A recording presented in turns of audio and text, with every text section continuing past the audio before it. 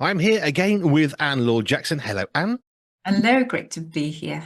Laure Jackson is a sensory specialist occupational therapist who lives on the island of Jersey, which I is know. awesome. Isn't it a lovely thing? Except when you have to travel to see real people. I love online because it's wonderful to be, I can enjoy the island and do lots of Zoom and Teams and everything else. But yeah, it's been a bit of a bumpy ride with all the flight cancellations and train cancellations that I have dealt with in the last couple of weeks, but I'm here. You're So. here via Zoom, which is great.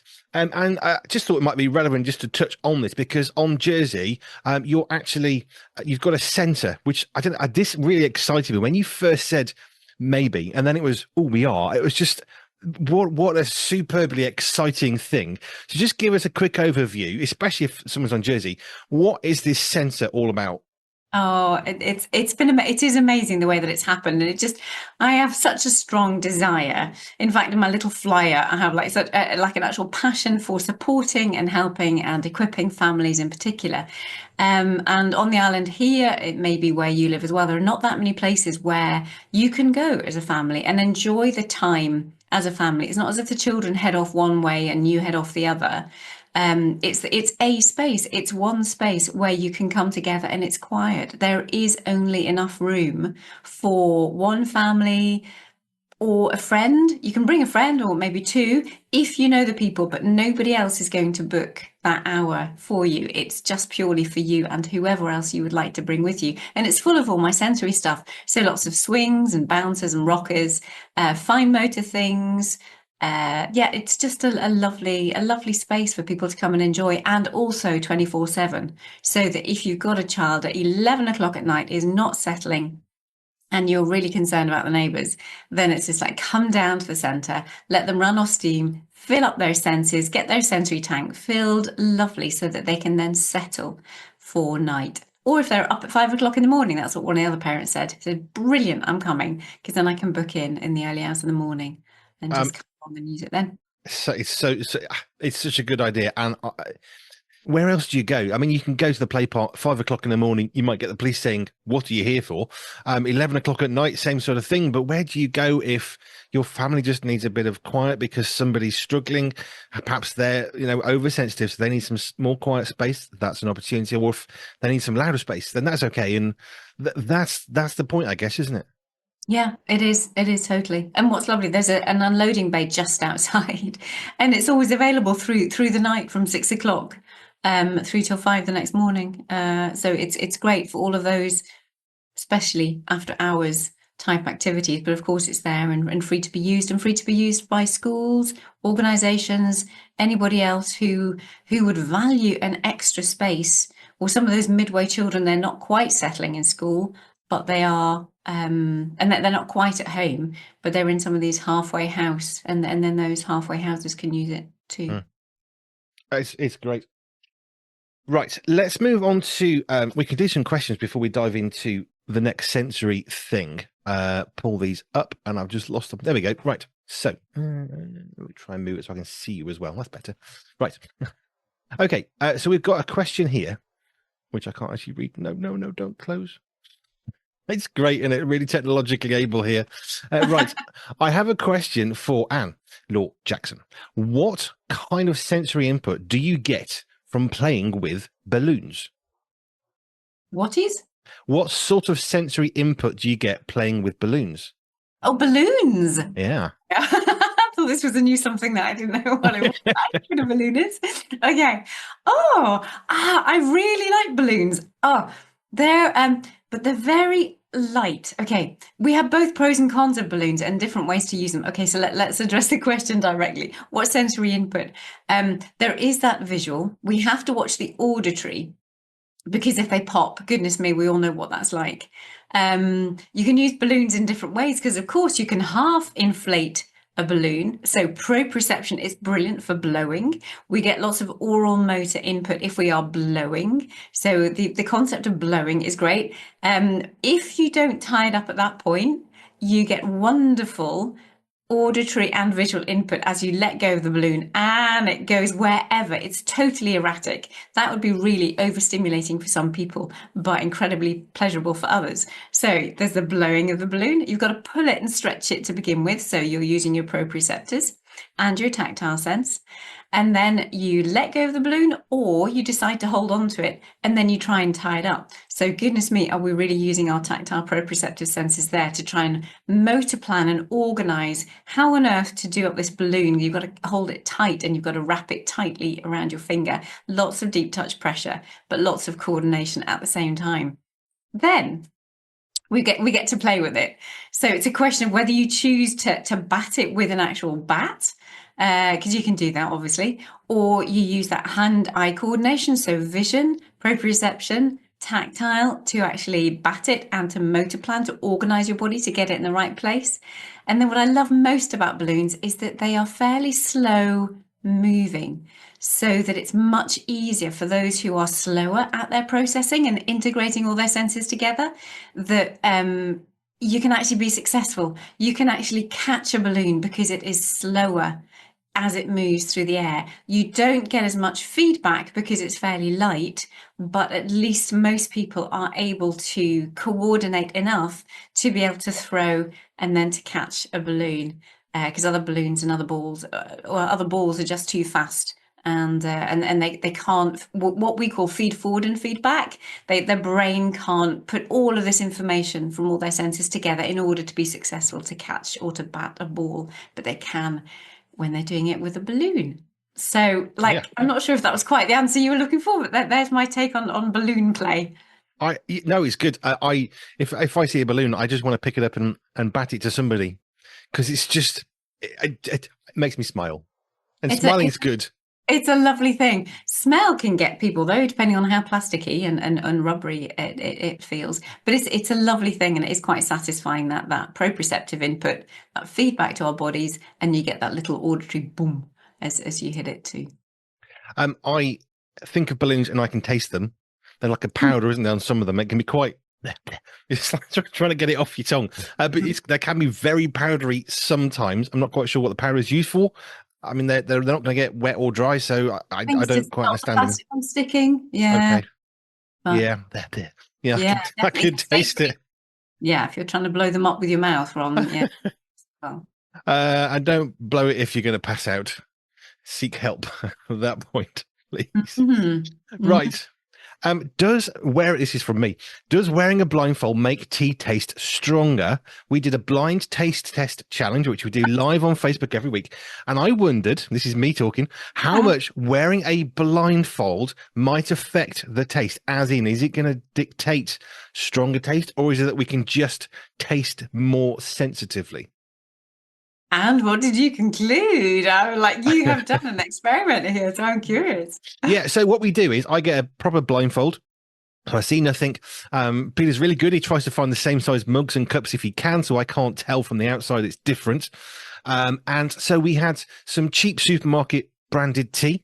We had a posh tea from a branded tea, and then we had another branded tea that I've never really normally tasted. All decaffeinated, because we just try to choose the same. It's the middle of the day. Me and caffeine of an afternoon and evening would be, I'll be awake till 4 o'clock. So we did it. And what struck me was, he did it wrong the first time because he put the tea bag and took it out, and the cheapest one tasted best.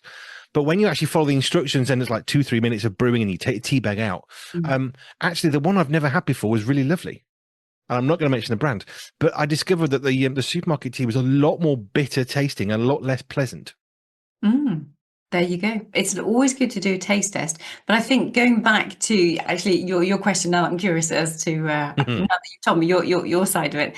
I think what it really does when you remove a sense is enable your brain to pay more attention to it. So I don't think you're any more aware, no, any more. I don't think you register it anymore. Just your brain is able to pay more attention to it. So yeah, it doesn't heighten things. There's just less things getting in the way so that you can pay more attention to it, would I be am my. loving these. Last week we did water. So we took tap water, just plain common garden tap water, and we took some filtered water, just a normal water filter you can buy in a supermarket, put water through that, and we tasted the difference. And I was quite shocked how strong and pungent a smell there is here in the northeast of the UK anyway, for the tap water. It's got a very strong, almost chlorine bleachy smell to it, which I have never, I'm nearly 50, I've never before considered. And Which if is, it just if you know that you only have the tap water to drink, then probably don't do that. If you're managing fine with it at the moment, because you will sensitize your brain to these things, and that's always the downside of raising awareness about sensory processing issues.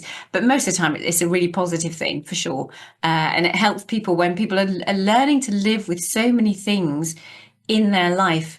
When you start to become aware of it, you can change even the smallest things to make life easier, to make life less stressful, to help you be more calm, coordinated, and confident. So actually, maybe I'm just going to backtrack there and say, well, actually, it might be a good idea for you to actually do the taste test, because if you switch to bottled water, you might find that all those little sensory events during the day feed really positively into your life. If you struggle going off to sleep, or if you struggle in certain areas, tiny little changes all throughout the day all together make a massive impact.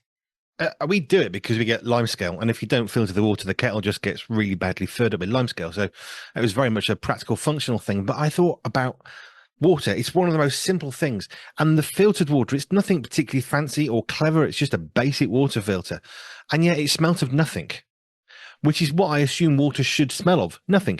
And yet the tap water very much felt like a chemically altered thing, which, well, I was quite surprised. I've never known it before, never thought about it before. And it was interesting when I was just away with my son when we came back to Jersey. He said, "Oh, I really like this water." It was kind of like coming home to the basic water that we have over here. This is nice. It's interesting stuff. Right, one more question for you. Whenever I bite into a meringue or a meringue nest or food of a similar texture, so meringues would be eggs and sugar baked in an oven. When I eat that, it makes me shiver. Why? So meringue nests and similar textured food, sort of powdery stuff. Yeah, no, it's really interesting. All of us the way that we process stuff just affects us so different, because obviously there are lots of people who do that and it doesn't affect them at all. The shivering, it's that nervous system response of something that they're not so sure how to process, or that they don't like it, or otherwise. Can't say for sure exactly what is going on, but it obviously is a reaction within the nervous system to that. My initial thought was, well, meringues are pretty much lots of sugar. Is it a sugar rush? But I don't know if that's the same thing as feeling a shivering sensation, which is more associated with temperature differentiation. It's more like that. I would put it more down to the tactile. It could be a sugar thing, that wouldn't be my area, but the actual texture of the meringue could cause a neurophysiological response. I've just moved that question into my Ask Dr. Richard Scott GP questions. Good. Because Anyway, right, let's move on. If you've got questions for Anne or Jackson, we would love to have them.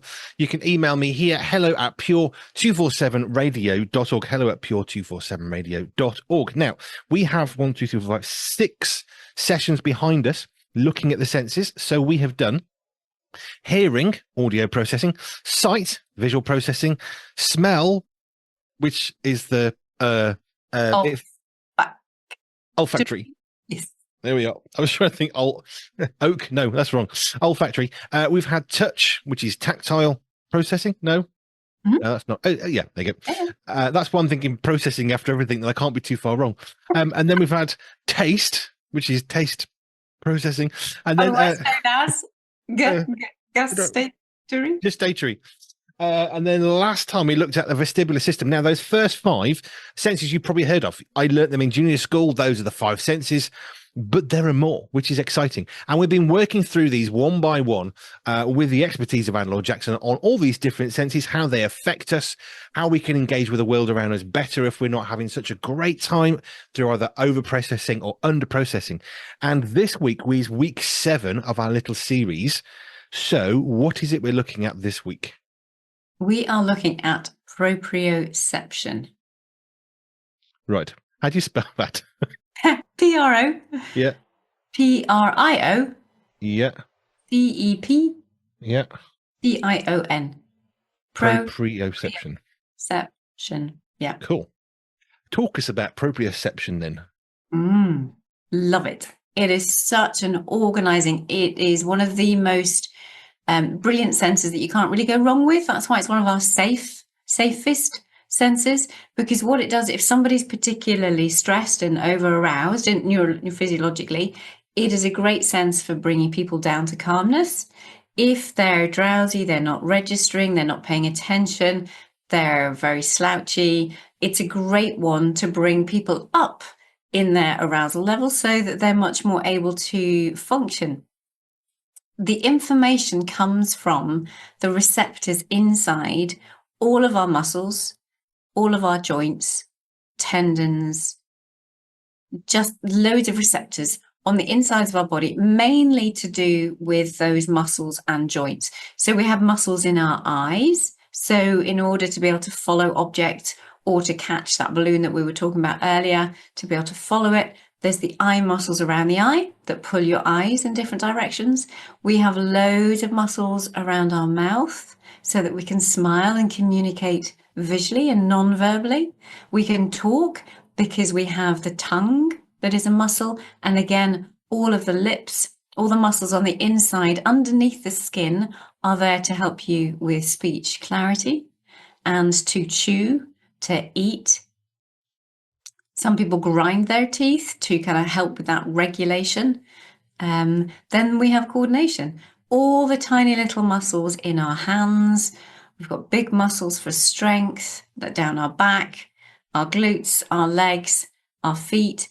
All of those muscles are playing in to telling our brain, this is where I am, this is how coordinated I am, and this is how good I feel. So it's a brilliant one for just bringing people into a good middle band of regulation, but also then really feeding into how coordinated they are. So really, it's a great one for sensory health because it impacts that calm, content, coordinated and confident approach, which is my version of sensory health, or how I've coined it, to really make sure people are as rounded holistically as possible with good sensory integration. I would imagine then that one of the jobs of the proprioception is that you don't over lift something. For example, if you're going to lift a heavy weight, you're going to feel pain at some point because your muscles are saying, nope, not doing this. And if you're going to try and override that, it's going to be painful. So that, I'm guessing, is then feeding back to your brain saying, this is too heavy for us to lift. Yeah.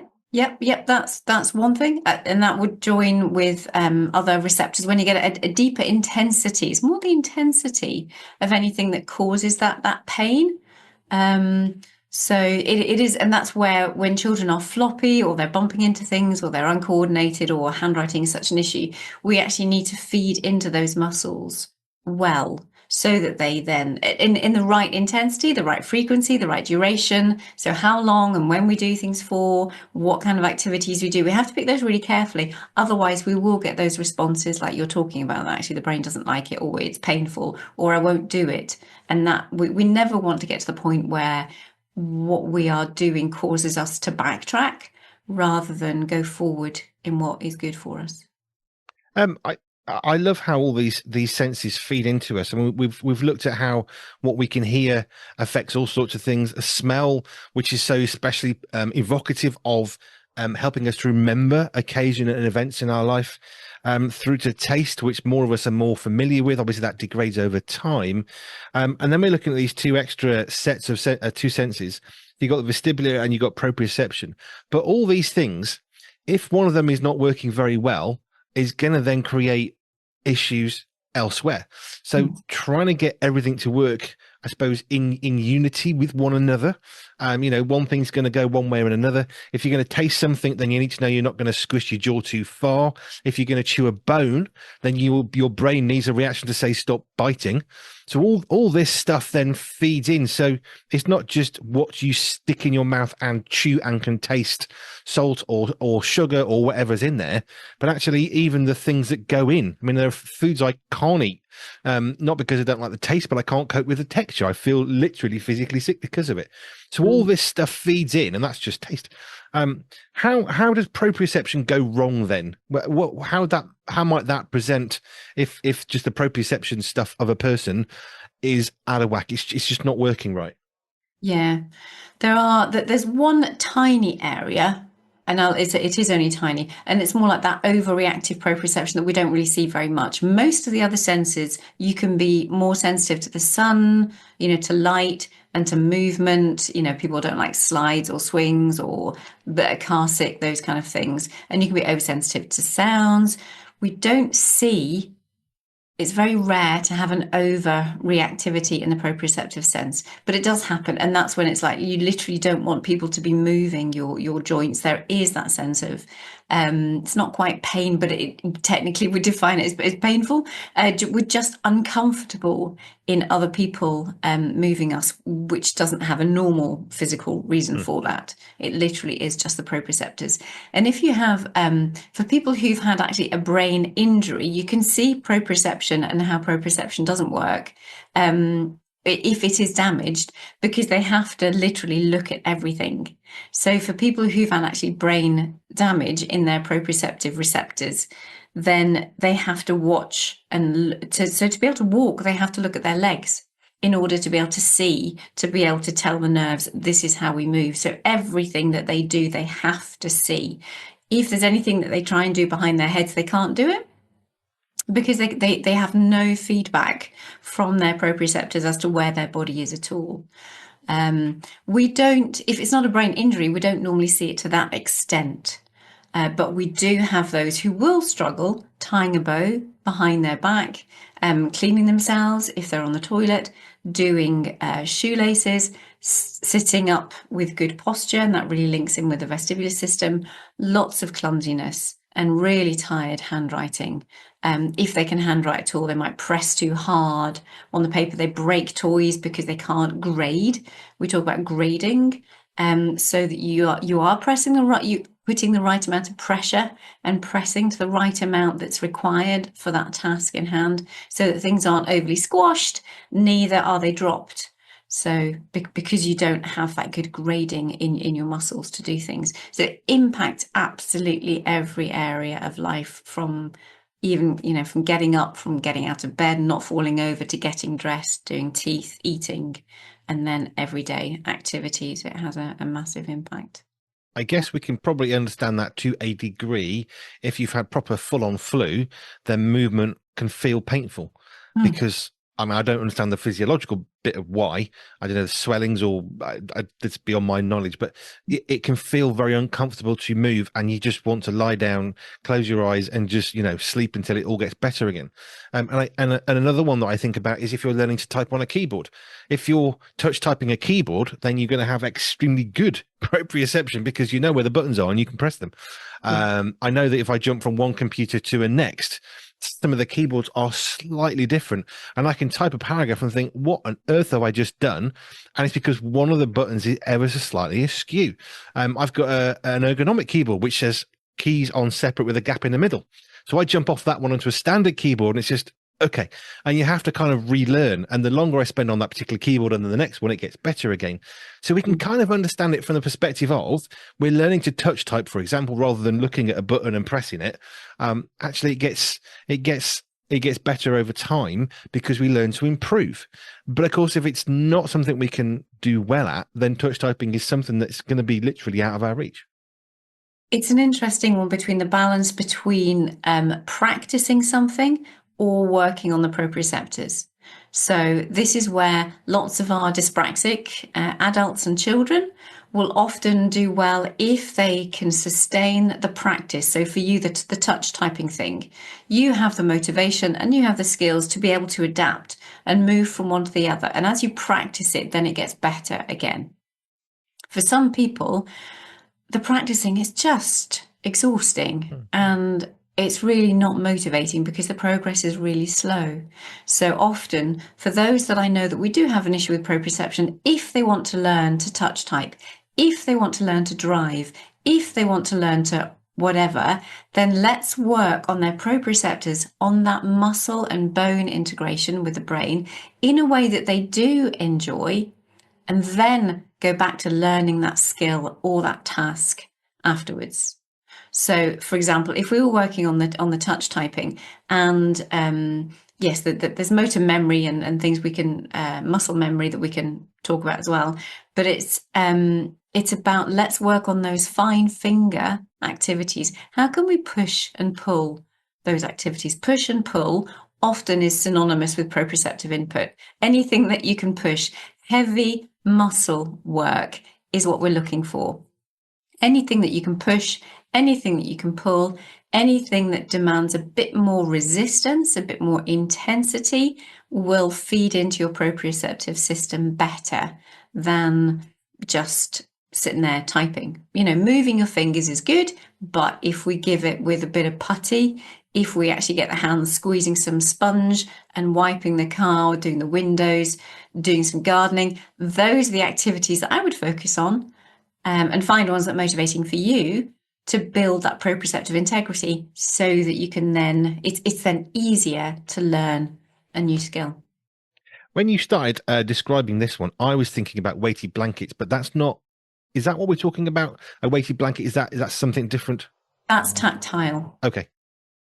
There is, if you have, however, if you have a weighted vest, you put something on you that has extra weight, and therefore your muscles have to work. So we often talk about putting a backpack on if children at school, if they just need to settle a little bit more, if they've just had the bus run or the car and they haven't really fed their proprioceptive, their muscle system much at all, then you want them to go walking around the school playground with a backpack on, because it's like a weighted vest. It's weight, extra muscle work. Heavy weighted blankets, though, you are passive. You're normally sitting there. You're not actually doing anything with your muscles, and it's putting weight on you, which is going through your tactile system. So that's more, tiny little nuances. But I put that more in the tactile sphere than proprioception. I think I am rather ably demonstrating how a little bit of knowledge can be dangerous, because I remembered something about a weighted blanket and I'm thinking, isn't that no? And that's why we have people like you who actually do know what they're talking about, who are trained properly, not just have learned stuff and can regurgitate pieces of it. I wish everybody knew so much, because I see things. My son tells me I really need to look at social media and do some of those reaction videos. Is that what they call it? I really have to get into this, because actually people are saying things, people are doing things out there, and it's just like, oh my word, no. But, yeah. I was thinking back to what you said about your son. You came back to Jersey. Oh, the water. And it's a simple thing. We all drink water one way or another, and yet he comes back to home, and there's various things. We can always joke about, oh yes, it's my own toilet and all the rest of it, but actually being able to get a glass of water from the tap and it tastes, and it's what you're used to. That comfort, that warmth, effectively, metaphorically, I guess, in a sense, it's only cold water, but it sort of envelops us in such a, we're home. We travel quite a bit as a radio station, and there are various roads and journeys and motorway bridges where I just think we're nearly home, and it starts to feel like home. And then there's a couple of roads we come off, it's all like street lights, and as soon as it goes pitch black, I know we're kind of 20 minutes from home, because we drive through the countryside into the middle of nowhere. And I love that. I've come home and it's light everywhere, ambience of a town or city, whereas where we live, there are no street lights at all anywhere, which I adore, which means that when we're coming home, it's then we get out of the car, the light from the house comes on, and we've got torches to see what we're doing, and okay, I'm waking up again. But it was just striking me with your son, a glass of water could be life transforming in the simplest of things, because I'm home now. Do you know what I mean? Beautiful. I love the simplicity when the world is looking for so many. Let's go back to the senses and just enjoy. Take those moments to appreciate the sights, the sounds, the smells, the tastes. But stop. Maybe today, just today, just take the opportunity at some point in the day just to stop and listen to something, or watch something, or smell something, or be in that moment and enjoy and have a moment of gratitude. I can't finish anywhere better, really, than that. Take a moment for yourself to consider where you're at, and gratitude. That's beautiful. Anne-Laure Jackson, thank you. If you want to connect with Anne, anything that she's doing, you can engage with her. Help if you're thinking, is this a sensory issue? Whatever is going on, then you can do that. The best way to do that is go to our website, pure247radio.org, pure247radio.org/ALJ for Anne-Laure Jackson. Brilliant. Thank you. Thank you, Anne, and we'll come back next week for the 8th group of senses. Let's see if folks can remember what that one is. Yeah. I don't. Right. We'll be back next week for more, and thank you, Anne-Laure Jackson. Great. See you then.